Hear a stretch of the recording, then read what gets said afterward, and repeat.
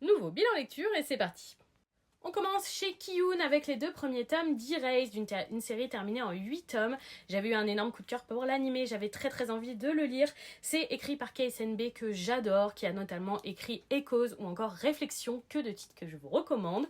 Et franchement, c'est directement un coup de cœur pour ces 2 premiers volumes d'Erased. Je savais que j'allais adorer parce que j'ai adoré l'animé, mais vraiment la lecture est tellement poignante, tellement prenante. Il y a une offre où on avait les 2 premiers tomes à 3€, c'est comme ça que je les ai achetés. Je sais pas si c'est toujours d'actualité, mais si ça l'est, franchement foncez.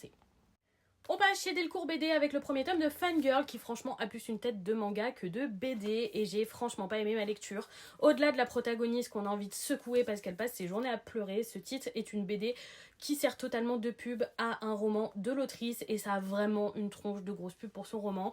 Je suppose que ça ravira les fans du roman mais là j'ai vraiment l'impression d'avoir lu une pub et j'avoue que ça m'a plutôt déplu. On passe chez Pika avec la série complète en 4 volumes Monster Hunter Orage et c'était une lecture relativement sympathique mais qui ne sort pas des sentiers battus. On est sur un shonen neketsu comme on a déjà vu des dizaines et qui en toute sincérité sera très oubliable. J'ai quand même apprécié les quelques références à Monster Hunter parce que quand même c'est tiré de la licence de jeux vidéo, notamment les monstres qui font partie du bestiaire de Monster Hunter qu'on retrouve dans cette lecture. Pour le reste, c'était sympa si vous aimez les shonen neketsu classiques, sinon c'est vraiment pas dingue. On passe chez Ankama avec les tomes 3 et 4 de Reaper, un titre que j'avais plutôt bien apprécié au niveau des 2 premiers volumes et franchement ces 2 seconds volumes restent très bons.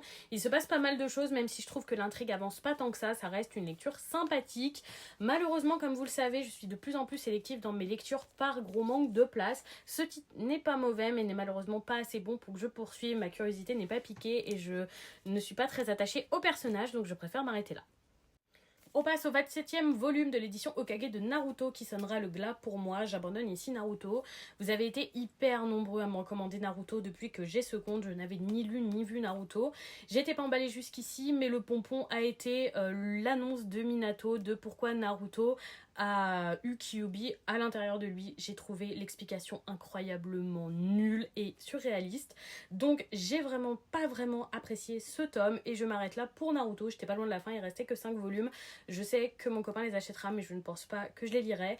Si un jour il y a le remake de l'animé, pourquoi pas tenter l'aventure au format animé qui passera peut-être mieux avec moi, mais au niveau de la lecture c'est un abandon. On termine chez Omake avec le premier volume de Défiguré, un titre vraiment gore horrifique qu'il est même un peu trop pour moi. Ce sera terminé en 4 volumes et franchement c'était violent pour être violent et c'est pas tant ce que j'aime. Si vous aimez ce style ça vous plaira mais pour moi c'était vraiment trop et je compte pas continuer cette lecture. Et voilà pour ce bilan lecture, dites-moi si vous avez lu ces titres ou si vous comptez les lire. Bonne soirée!